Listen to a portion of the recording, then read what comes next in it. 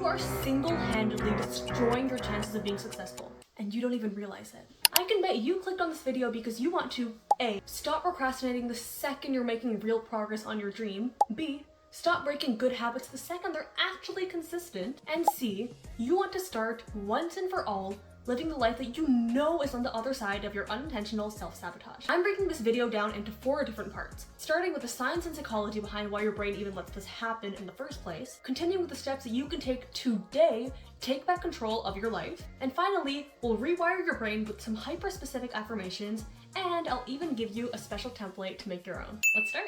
Okay, so before we begin, you need to understand that self-sabotage doesn't just happen. No one actually wants to be the reason that they're not succeeding. The overall issue is that you have identified with the version of you that doesn't succeed. You want to be successful, but deep down, you still identify with the version of yourself that always messes up or isn't capable of having what other people have. The psychology behind this is called cognitive dissonance, in which your brain is uncomfortable holding 2 completely opposite truths at the same time. Ultimately, it's easier to act like who you think you are rather than who you want to be but don't feel like you are yet. And it can look a little something like this. I just need to unwind a little bit before I focus. I can't be productive if I'm burnt out. One more episode will hurt. I'm not gossiping, I'm just calling to what everyone else is already thinking. If they can't handle the truth, that's on them. They have connections, it's different for them. If I had their opportunities, I'd be just as far. Sound familiar? In simple words, your brain is struggling to pick sides between your beliefs and your actions. And because your beliefs are usually pretty deep-rooted, it chooses to adjust your actions accordingly instead. AKA, you're stuck doing the same things that protect the same beliefs that keep you stuck in the same place. This happens because your brain would rather feel consistently mediocre than inconsistently successful, because consistency feels safer than growth. Another huge reason that I've noticed in highly ambitious people, including myself, is self-handicapping. This is basically when you have high ambition but fragile self-worth. It means that you do want to try and succeed, but you're afraid that if you try and you fail, it'll be worth nothing. Or even worse, you're afraid that if you actually do succeed, you have to consistently match up to that same standard and that nothing you ever do will ever match up. So your lovely, wonderful brain decides to protect you by telling you a lie. It says that if you're never really giving your 100%, it means you weren't truly trying to begin with. Which means even if you do fail, it's not because it has anything to do with you, but rather the amount of effort that you put in. This protects your ego, so for your brain, it's mission accomplished. But for you, it's a pile of half-fulfilled dreams and anxiety from not living up to your full potential that you know you're capable of. Our final factor is a little bit more sneaky, and you may not even realize that you're doing it. It is none other than the fear of outgrowing your environment. You are terrified of your own success because of what it means for not only you, but for everyone around you. When you're succeeding, you start worrying about outgrowing people, not being able to relate, not having the same interests, hobbies, etc. You worry about being criticized, being misunderstood, not being able to take all the attention on you that comes with succeeding. And ironically, but not surprisingly, you end up destroying all the success that you've built for yourself so far, and usually right before you're actually able to break through. This is because you're associating your success with danger. Your motivation drops, you're less consistent, you stop yourself before you actually succeed. And ultimately, you're stuck in the place you promised yourself you would actually break out of.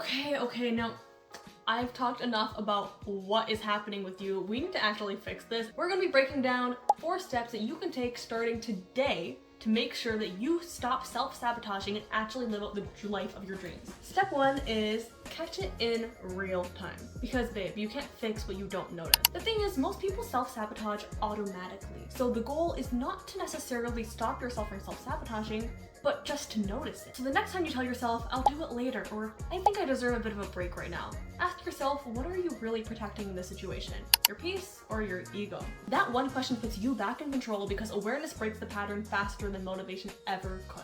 Okay, step 2. This one's a little bit more brutal, but it's really necessary. Girl, we need to remove those escape routes. If you're always letting yourself have something to go back to, fall back on, you're never gonna have the life of your dreams. If you're giving yourself excuses like, I didn't really try anyway, or I had too much going on, or even it wasn't that serious, you're not protecting your peace, you're protecting your ego again. Cut your ego out of the equation. We need to make our dreams come true. It's the only way to prove to yourself that you can handle real success. Okay, step 3 is a little bit more fun. We're gonna be building our environment to match exactly the type of habits, patterns, and behaviors that we want to cultivate. Your brain can't evolve in a space that was built for your old self. We need to update your surroundings, both online and offline. So for example, when I first started my self-care, self-love journey, I removed all negative songs from my playlists, made sure that I was surrounded by positive affirmations, I put up posters that made me inspired, I curated a vision board that showed me exactly the type of life I wanted to live. So girl, anything that you feel doesn't match your high self needs to go. And deep down, you know exactly what those things are. So that way your brain starts seeing success as a default, not as an outlier in your regular life. Our final step, which please do this is one of the most important steps, celebrate your progress, not just perfection. And I hear you, all my perfectionists out there, I am in the same boat, trust me. It is difficult to celebrate progress when it feels like you haven't really accomplished anything. Even if you only do a home workout instead of going to the gym, even if you only read 5 pages instead of 10, you did something. That is much better than doing absolutely nothing. You actually made progress, and that deserves to be celebrated. And this is because as you're doing this, you're training your brain to think, see, I'm the type of person that follows through with my goals. I'm the type of person that respects myself enough to actually go through with what I had planned for myself. The more you celebrate proof rather than perfection, the faster your self-image is going to shift. And that makes it 10 times harder to go back to the version of yourself that didn't believe in yourself, which is a good thing. We're gonna be going through all the affirmations that you can start saying to yourself every time you feel that you're slipping back into old patterns, or you just want to reinforce these new good habits and the success that you've built for yourself. When I feel the urge to take a little break, I check if it's rest or resistance, and I choose what serves my future self. I no longer give myself backup excuses. If I fail, it'll be despite my best efforts, not because I held back. I am no longer addicted to almost making it. I finish what I start even when no one's watching. I am not scared of maintaining success.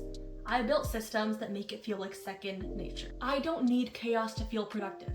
Peace is my new normal. I can handle being seen, judged, and even misunderstood. My growth doesn't need permission.